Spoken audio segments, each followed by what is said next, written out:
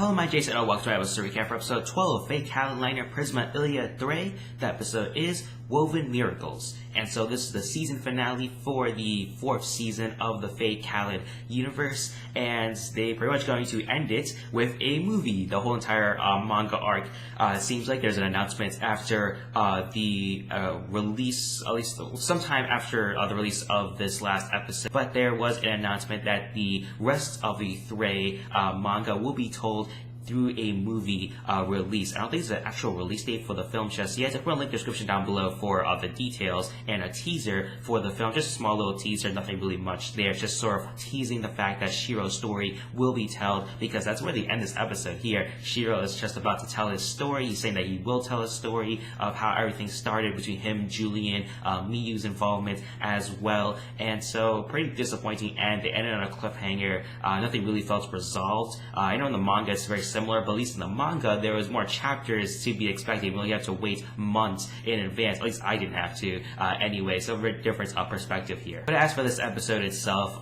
it was pretty much very similar to the manga. Obviously the anime has deviated from the manga here and there. Tanaka provided a MacGuffin in Deus Ex Machina for everyone as she throws her arm into the battlefield for Illya to use as a giant sword.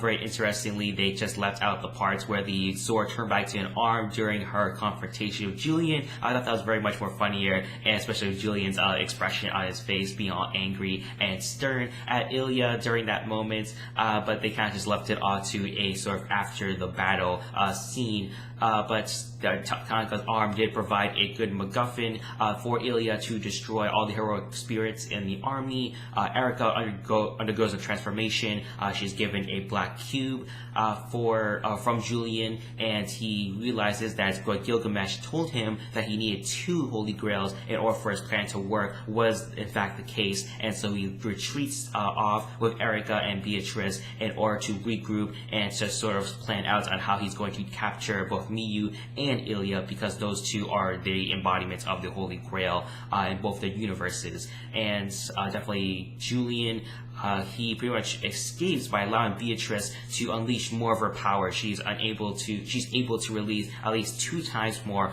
of Mjolnir's power, and that provided a escape plan for Julian as the explosion of Ayas colliding with Mjolnir's power, thanks to Shiro protecting his sister for one last ditch effort. That battle scene wasn't really that great, but still just provided a story point just so they can move along. So the first half of the episode was the conclusion of the battle. The battle does not conclude, which is very similar to the manga, but it felt more like a conclusion in the manga, at least. This one just kind of felt like things were left on the table, and especially animation-wise, a lot of things were left on the table for this to be a big confrontation, a big battle between Shiro, Julian, sort of Shiro's side, but mostly Illya's side, I would say.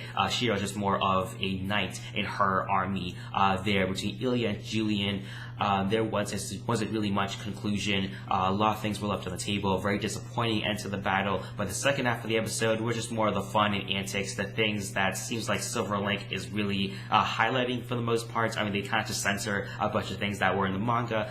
If you were to change anything from the manga, I don't really mind that change. All the fan servicey, Loli, Yuri stuff that's going on in the second half of the episode, I really mind those changes from the manga, because I don't really care about that stuff myself. I don't really care about that fan servicey, lowly aspects of this series. Obviously, it's going to be there. It's just fun, comedic fan service, but still not really a big fan of that myself. A bunch of things like that happened between Kuro and Illya in the bath. We had some Emoto Miyu scenes where Miyu is cutely just sort of being spoiled by her brother. She had like bear pajamas, animal pajamas all over the place that Kuro and Illya were wearing. She wanted to wear kimono. She had her brother do her hair, and so a lot of cute scenes between Shiro and her little sister Miyu. And some interesting things post-battle was Angelica sort of losing her, I guess she never had humanity. That's what she basically says in both the anime and the manga, that she is merely just a doll. She has lost her purpose now with the Ainsworths, and she says that do with me as you please, and she goes off with them, and it provides more of a pretty good main protagonist in Illya. She is willing to give Angelica the benefit of the doubt. She doesn't want to leave her alone after she's been abandoned by Julian. and we also have Gilgamesh, who has disappeared. We don't really know where he is. Same thing in the manga. We have no idea where Gilgamesh is. His only objective in this battle was to get his other half back. He is now complete. He is, whole once again. What does that mean? Obviously, we think he's still friends with Illya and the others, but maybe not. We have no idea what Gilgamesh's true intentions are and what his motivations are for Illya and also Julian as well. He's just more of that wild card that is a very interesting play in whenever he shows up again. And the episode ends with Shiro about to tell a story. That's where it ends. He's saying he's going to tell a story, but that story will be told through a film. The only disappointing part about that is not only on this cliffhanger, but the fact that they could have done this before. That if you really wanted to make a movie just to make more money, why don't you just make a movie on both Toei and also Three as well? Because in Toei, you told 2 seasons worth of a story. You basically made 2 seasons to tell one manga story, and so I know there's like 2 different storylines going on, Kudo and also post Kudo as well, with a different storyline going on in hers and Ilya's battle against Gilgamesh. But still, I think that you could have made a movie out of that and a movie out of this, and you also would have had a lot more effort put in on the animation, a lot more effort probably put into the story, because you make a full-length movie to make a whole story out of all of that. And so I thought you could have made a whole 2 movies after the original first season, and that would have really made it, at least optimistically, could have made it a lot better. To say the least, there. But as for this, this method, you have a 1 season here with Three, which is very disappointing. Between the action scenes, the story, and everything like that, just a muddled adaptation of the manga, which is really good. And also with a movie coming out, you're going to tell a story that could be really awesome, told through an adaptation, because it was really interesting to see Shiro's story and seeing Shiro's sort of trials and tribulations that he has to go through to save his sister in order to give her a better life. And his battle with Angelica is obviously one of the best battles of the whole entire series, arguably. And so with telling a story about that, I'm very curious to see how the movie will adapt that, because I'm not sure if that's enough to tell like an hour and a half long film. It probably could be. It's been a while since I've looked back onto that portion of the manga, but it's possible you could tell an hour and a half long movie about that. Again, it's a movie. You don't have to make it an hour and a half long. It could just be an hour long.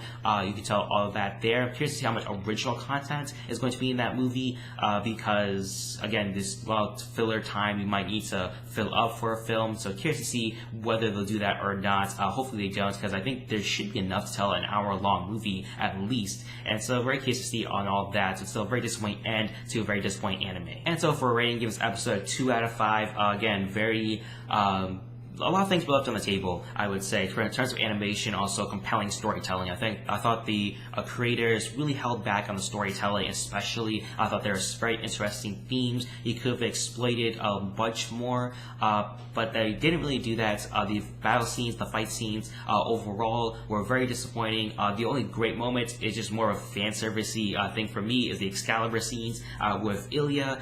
They played that a lot more out in the anime compared to the manga, so I really appreciated that, because that's a really big fan servicey thing for me. That was the only great thing about the battle. Even then, it still wasn't really that great, but still, there was a lot of things left on the table. Hopefully the movie can capitalize on that. I'm very less optimistic after the end of this season. Just after watching the season overall, just very less optimistic about the movie itself. I'll definitely watch the movie, definitely, because I'm still a fan of this series and franchise, but still very less optimistic that this movie can't capitalize on the beauty that this series has shown us through the manga. And so put your thoughts on this episode in the comment section down below. Don't forget to rate this video, share this video as well. It really helps me. I really appreciate that. And also subscribe to my channel if you have not already. Thank you for watching episode recap for episode 12 of Fate Carolina Prisma Illya 3. The episode is Woven Miracles. Have a nice day.